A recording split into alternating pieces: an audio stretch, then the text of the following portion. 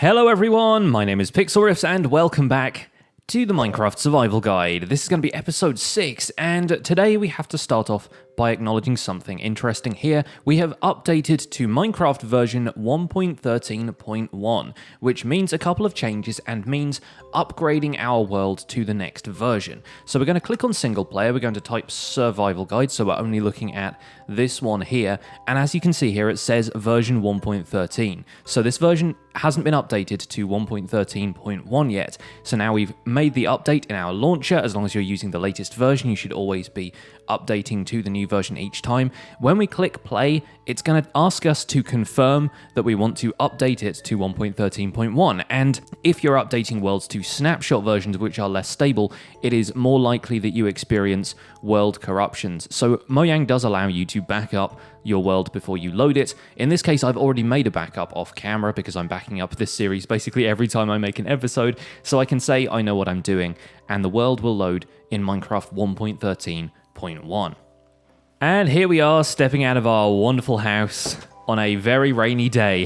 This is definitely a feature of Minecraft that I wanted to cover at some point, and the Minecraft world has blessed us with some rain. Rain is something that happens in Minecraft every now and again, and if you are sleeping regularly, you may not see rain as often, but because we've been working night and day to get this house done, it has started to rain. And as you'll notice, it's not dark enough that monsters can spawn.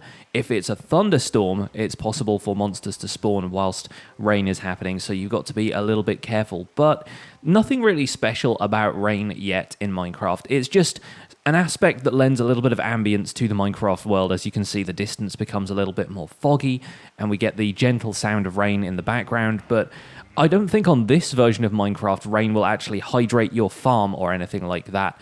In Bedrock editions of the game, so on consoles and on Windows 10, it actually will hydrate farmland when it rains, so you don't necessarily have to have it alongside a lake or a river or a water source you've placed yourself. But obviously the rest of the time when it's not raining, your crops are not going to be hydrated, so it's always best to build it around there anyway.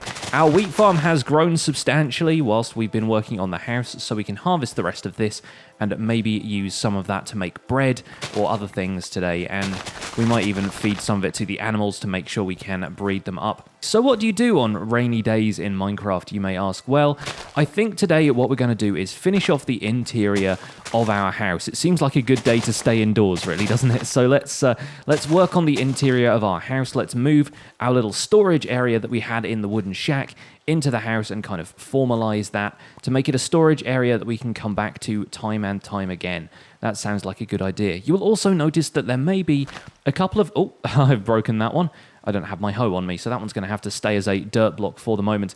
You might notice that there are a couple of changes, subtle changes, that have happened in Minecraft 1.13.1. Notably, that we don't have squids over here in the lake anymore. This update has made a change where squid now appear only in river biomes and in ocean biomes. And this is not a river, nor is it an ocean. It's kind of like an open area of water in a regular Minecraft forest. So we won't be seeing squid here anymore, so it's a good idea for us to have grabbed the ink sacs that we did whilst the squid were swimming around over here.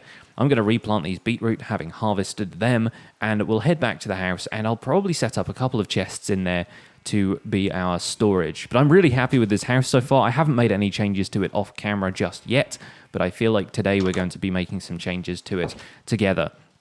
Now, as you can see in here, our room is a little bit, it's a little bit grassy still. We still need to put down a decent floor.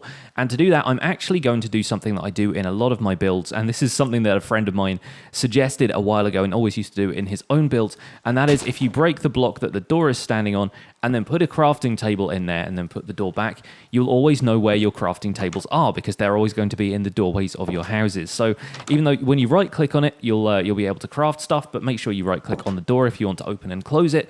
makes it nice and easy to remember where the crafting tables are in your builds. Of course, you can put them just open and around in the house any way you like, but it's always an interesting trick to have them in the doorways of your house. That way you're never stuck for understanding where a crafting table is going to be in your builds. Now I'm going to remove the floor in here. We're going to dig it all up, and using this crafting table, I'm probably going to make some oak wood slabs. This is going to be a very oak-looking build, I think, because we don't really have any other kind of wood right now, and it might be worth exploring for those later in the episode.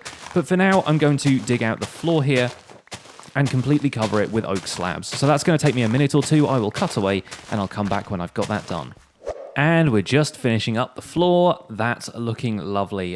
It's a little bit plain for the moment, but at the very least, we've got a floor in here that is something other than grass. Now, as you can see, the sun is setting. It's still raining outside, and it is nighttime. But if we go to sleep now, what happens is the weather cycle in Minecraft will reset. Not only will we skip the night, but the rain will actually go away, and it'll revert back to the standard Minecraft sunny day. I'm going to take a quick look around here just to make sure there are no monsters that have spawned while it got dark there for a second. But I think we're in the clear. I think they should still all be in the caves and so forth, and we can run around the overworld and explore as much as we want to. Fantastic. So I'm actually going to leave the downstairs area of this house a little bit more open. It might help to place a couple of chests down here for the stuff that we want to keep close to hand, the stuff that we want to put around our bed, maybe, that kind of thing. But I do want to leave a little bit of open space here later, and I'll explain why a little bit later on in this episode. But up here we can start on a second floor. You'll see I put these stairs up here in the previous episode just so I could climb up to this level of the house. And here I'm going to show you something interesting about slabs. Now, slabs can be in two places. They can be on the bottom half of a block like that, and they can be on the top half of a block like that. And there are a couple of reasons for this. There are a couple of things that make this a very important mechanic in Minecraft. The first of which is that mobs always require the top half of a block to be present in order to spawn. So, for example, if you wanted to, if a zombie wanted to spawn here, it would only be able to spawn on one of these blocks here, where the surface is kind of like at the top of a block. If it's a half block down like this, monsters won't be able to spawn on it, regardless of whether or not it's lit up. So this can actually be a really important mechanic to use for improving areas and lighting up and mob-proofing areas. So it's important to do that. The other thing is slabs can stack up. So if you stack two slabs on top of each other like that, they will look like a full block, and even the kind of wireframe that appears around the block will show up like it's a full block. However, if you break it, you still get two slabs back. So you can actually conserve materials pretty well by using slabs instead of full blocks sometimes, and just use them for the little areas that you want to use them for. Now, I'm going to actually make a series of slabs and sometimes even full blocks, because it doesn't matter that much, around the outside of this room, so it lines up with the oak logs that we've put around the side of the room here. And then for the interior of the room, what I'm actually going to do is create a one slab thick sort of ceiling at a top block position like so. So it's actually going to have a little bit of a lip leading down towards the ends there, and that's going to come out across the room. I might even add in some wooden beams once we gather a little bit more oak wood, because that will give the ceiling a little bit more character. It'll feel a little bit more like a beamed wooden medieval rustic kind of house if we do that. And we're going to continue these along here. And obviously, I would love for the upstairs part of this room to be mob-proof. We might benefit from that in the long run. But ultimately, it's going to be more it's going to be nicer to be able to put stuff on top of a block like so, instead of if you place a slab down there and you try and place a block on top of that, you're going to have a gap in between the two of them. It's going to have this kind of half block gap there because you can't place it inside the area of this slab. The slab still kind of occupies the area that a full block would take up. So it's actually worth noting that if you plan on designing some of these houses yourself, you have to make a bit of a note about how slabs behave. All right, we'll go ahead and finish up the ceiling of this. I'm going to do a little bit more tree farming off camera. We're not going to take down this tree because I like this tree so much. This tree is probably going to be there for the remainder of this series, but the rest of the trees over here seem to have grown all right. So let's do a little bit of lumberjacking, and I'll be right back with you once we finish the ceiling. So here we are with a finished ceiling and an upstairs floor to our house, and you'll notice that I've also changed the kind of orientation of this staircase, because before you had to walk into the corner to walk up the steps, and I didn't think that worked out so well. So what I've done is I've added in a nice corner stair here and a flat platform here, so that the staircase can in fact come out into the center of the room, and that way when you walk in the door, all you have to do is just head right and you can go straight upstairs to this space here, which is now nice and flat, and we're going to be using it for our storage system, because as you can see there is a ton of space up here which we can fill out with multiple things. And also, because we've used these wooden beams to mark out different spaces, you could even use these different spaces for different things. That's totally up to you, but it's a nice way of splitting up a room into different areas with different objectives to them. So what we're going to do is open up this, and we've got some planks here in the inventory already. We can turn these into chests, and we're going to make a couple of double chests up here. And double chests are nice and easy to make. All you need to do is place a chest and then place one next to it, or alternatively, if you're holding shift and crouch, you can split them up like so. So that you place them separately, or if you're looking at the side of this chest here, it will combine them into a double chest. And chests can now be placed next to each other, which didn't used to be possible. In Minecraft, you had to use a chest and then a trapped chest, which is a different kind of thing that you had to make with a tripwire hook. But in the end, all you need to do is put these next to each other like so in this most recent update of Minecraft, and you can make a nice easy storage system like this. And double chests, of course, have twice the amount of space that a single chest does, so you can store loads of stuff in it, and you can stack them row by row on top of each other like we're going to here, and it's going to be a really great way of storing a bunch of items right here at the beginning of the game. I'm also going to clear up the chests that I have out here, and it's as simple as just breaking a chest like so, because all the items will pop out of it, and if you've got enough inventory space, you can pick them all up. But right now I haven't, so I will just put the gold and iron and maybe our water bucket in there, just put the torches back on my hotbar because it's getting dark, and then let's run into the house, probably sleep in the bed, but we can set up the rest of a storage system upstairs here. Nighttime is also a great way of noticing when there are dark spots in your build. So for example here, because we've got the roof kind of closed in like this, we're not getting any skylight, and because it's dark outside, you can see that there's a darker patch here. It's just a little bit darker than normal, so what we're going to do is pop a torch in there so it's nice and bright, and we want to make sure that no monsters can spawn up here whilst we're downstairs sleeping, because that's the last thing we want really. Let's hop into bed and skip the night, and I'll add some more chests to that storage system until we've got a whole bunch over there.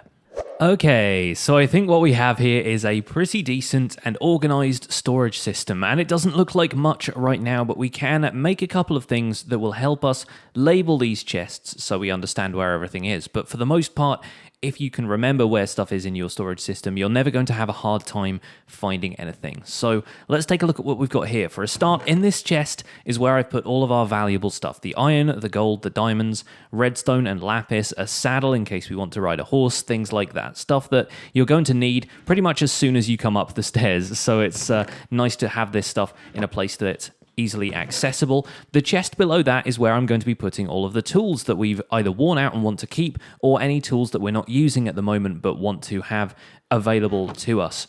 So that's going to be nice and handy as well. Now here we have the mob drops chest. So this is going to be where you put any drops from either hostile or passive mobs. For example, spider eyes and string from the spiders, gunpowder from the creepers, some rotten flesh from zombies, and leather from the cows, which we're actually going to use in a minute. So I'm going to bring that out into my inventory and keep hold of.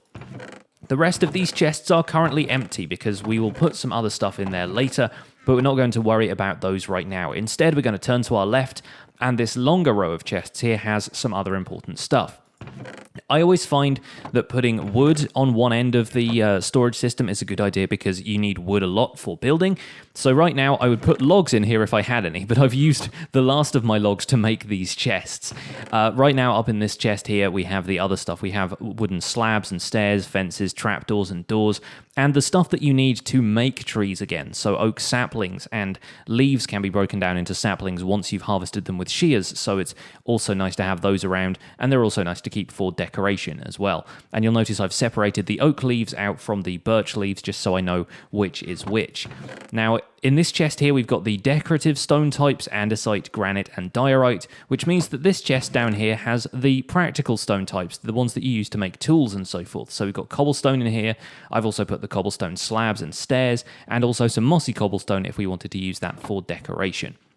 The next chest along has dirt and stuff like that, and there are a few different variants on dirt. Like, it is possible to acquire grass blocks later in the game if you wanted to decorate an area with that if it wasn't looking particularly grassy. And it's getting dark outside, but don't worry, we're nice and safe here inside our house. We don't need to worry about the monsters right away. So here we have a spare chest for other stuff related to grass and dirt. In this chest, I'm putting in dyes, so things like ink sacs that can be used to dye things, and then the flowers which can be broken down into dyes. Above that, we have coloured wool. So we've got white, light grey, grey, and black wool from the sheep that are out there in our little pen, and those will stay there for the foreseeable future. I expect we'll probably end up using some dyed blocks in the near future, and these last two chests, as you can see, are also blank. So we've got plenty of spare room here, and we can organise these chests however we want as we go along, just depending on what kind of resources we acquire and how much other stuff. We've also only used a very tiny space up here, and it is possible to expand the storage system all the way along this wall and this wall if we want to. We've got room to expand this as we go along, but I think for now that will probably do. That will be a pretty good storage system to have for the foreseeable future. But Minecraft is a game with a lot of resources in it, and you may even find yourself outgrowing this storage system. And if that's the case, then expanding it is an option, but also building a dedicated storage house is an option. So you can build storage in a house that you don't intend to live in, you don't intend to sleep in regularly. You can always move stuff around as you see fit. Now, down here, I'm actually going to place a couple of the furnaces, and we're going to quickly smelt up some of the other stuff that we've acquired, things like iron ore, and probably a little bit more food as well. And I'm going to show you guys how I plan to label some of these storage areas, just so I'm aware of which things are which in future. So I'm going to open this up. Actually, I need a little bit more wood from the outside, so let's go and grab that while we can. Have a quick check around for any monsters, because we did let it get dark a little bit earlier, but nope, it looks like they've all either burnt up in the sunlight or they're staying away. So that's fine. Let's grab another oak tree that's grown over here. I've been replanting my saplings over and over again in order to get these trees to grow, so hopefully we should be able to grow a few more in the local area. And I've also been venturing out into the woodland over there to gather oak logs when I need them, so it's probably worth keeping that in mind. You might need to go a little bit further afield for the resources occasionally. So I'm going to break these down into sticks, like so. We're going to get 40 sticks, and with those we are going to make some item frames, like so. We've got 40 sticks is enough to make 5 item frames, and an item frame is just a piece of leather from cows surrounded by sticks. And thankfully we have a bunch of leather from the cows that we've been farming out there in the pen down there, which we will probably expand later because it doesn't look like they have much space. So with an item frame, if you hold down shift and place it, you can place it on the side of a chest like so, and then it will become nice and easy to see what's in the chest like this. So I can put the wooden pickaxe on there, and that will actually serve as a display to say, this means that tools are in this chest here. And I can probably even do the same up here for the valuable resources. So let's put a gold ingot in there, because I'm not using gold for anything right now. And that will indicate to us that the valuable resources are in this chest here, so nice and easy to follow. You'll notice also that it makes it slightly difficult to click on the chest, because if you right-click here, you're going to be right-clicking on the item frame, which rotates the item that is held in it. So you might want to limit this to the chests that you absolutely need to label, or an alternative could be to make signs, which I don't think I have any spare signs in our chest here, but you can see why I need to label it, because I just had to look through 3 chests in order to find the one that had wood in it. But no, we don't have any materials to make signs right now, so maybe we will save that for another day. But signs you can actually type on in Minecraft, so it is nice and easy to label stuff, and signs will only take up a small section of the side of a chest here, so you can always look above or below the sign to open it and find the stuff you want. But for now, I think I'll probably put an item frame on there, because it's nice and easy to access this chest from the side. We'll put an oak sapling in the frame there, and that will tell us that that is where all of the extra tree stuff is, including the stuff we need to regrow trees. And maybe we'll put one down there as well, and we'll have a log on that once I've actually acquired a log. Let's maybe label the cobblestone chest as well, like so, because that's nice and easy to remember. There we go. And as you can see, you can always click on the top part of the chest there above the item frame. It's a matter of preference, really, whether you want to use item frames heavily or not, but it does sometimes make things a little bit tricky to click on if you're not looking at exactly the right spot. So what are we going to do next? What is the next objective in this world? I have a feeling it is time to go and acquire some more diamonds, because we gathered 4 diamonds in our previous episode, and right now I'm going to make these into one of the most important tools you will ever need. We're going to take 3 of these, we're going to grab a little bit more wood, and we're going to make our first diamond pickaxe. And diamond pickaxes are very important because there is nothing, with the exception, I guess, of bedrock at the bottom of the world, that they cannot mine. It is the ultimate tool, effectively, in Minecraft, and you will end up using diamond pickaxes an awful lot if you play Minecraft for any length of time. So here we go, folks. This is going to be our first diamond pickaxe for the Minecraft Survival Guide. There it is. I feel like there should be an advancement for that. I feel like we should have more fanfare for that, but da-da-da-da! There it is. There it is, lovely and shiny and blue. And with this, we have a distinct upgrade from the iron tools we've been using thus far, because as you can see from the tooltips here, the iron tools have a maximum durability of 250, so they can mine 250 blocks before they break, right? The diamond tools have a maximum durability, which is not indicated right now because I haven't broken anything. Let's go and break a piece of stone just to show you guys what's up here. Right, let's take one of these out of the wall here, like so. There you go. Durability bar appears. 1561. So 1561. You can break over 1500 blocks. 1500 blocks. So basically it is 6 times longer lasting than an iron pickaxe, which makes it very, very useful, my friends. So we're going to use this to go mining for the foreseeable future. We're going to even eventually, hopefully, be able to enchant this with a couple of enchantments that will allow it to continue for even longer than that. But that is why we need to find more diamonds. I'm going to venture down into this cave and see if there is a place that it is likely we can find some more diamonds. And this cave, you'll notice, was the one that was underneath our original wooden shack. This was the one we dug down to, and this one we have not explored fully, so we'll take a quick poke around here before we end today's episode. I think we've got time for it, so we may as well. Let's hop down here past the waterfall. Let's make sure we place our torches on the wall on the left-hand side so we can always find the right way back, because we are potentially going to run into some dangerous guys. There they are. Hello. And as we can see, we can back away into the water, and the zombies are just going to be pushed around by the water, so it's nice and easy to fight them over here. We might even use our axe if we want to do a little bit of extra damage. There we go. Hack at them with the axe. Fantastic stuff. We're doing okay. Oh, we hit a bat there by mistake. No worries. Bats won't tend to drop anything. Bats are just there to be a nuisance in caves a lot of the time. Let's hop down here and see what we have. It looks like the cave is bottoming out around here. There's a little bit more iron in the floor, but obviously we're not deep enough to find diamonds yet. We have to go much further down than this, I think. Let's see what's around each corner. Oh, there's a creeper there, and the creeper just got shot by a skeleton.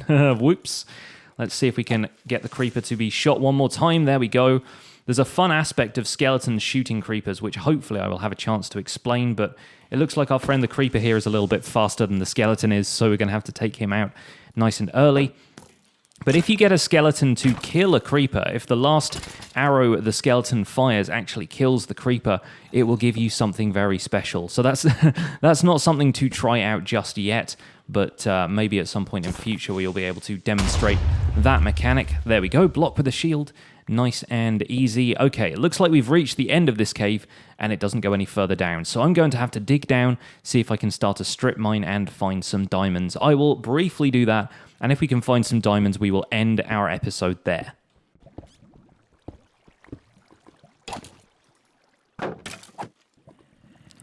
Oh dear. Well, we haven't quite found... Oh gosh, there's a lava lake down there that I really don't want to fall into. And there are skeletons all over the place shooting at me. We haven't found any diamonds yet, my friends, but we have found something very, very special. This right here, as you can see by the wooden planks, is not something I have built before. This is an abandoned mineshaft, and it is apparently quite well protected by all of these monsters that are coming out to get me right now.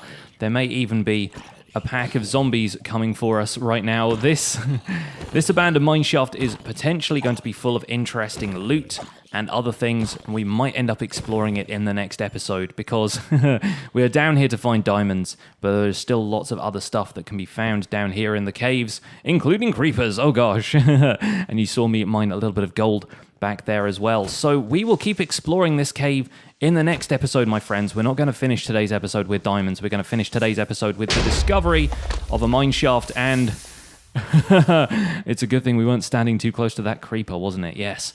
All right, we're going to end it here, folks. I'm going to leave you on a cliffhanger, I suppose, for the moment. But thank you so much for watching this episode of the Minecraft Survival Guide. My name has been Pixlriffs, and hopefully we survive this. Leave a like on this episode if you enjoyed it. Subscribe if you want to see more, and I will see you guys soon. Bye for now.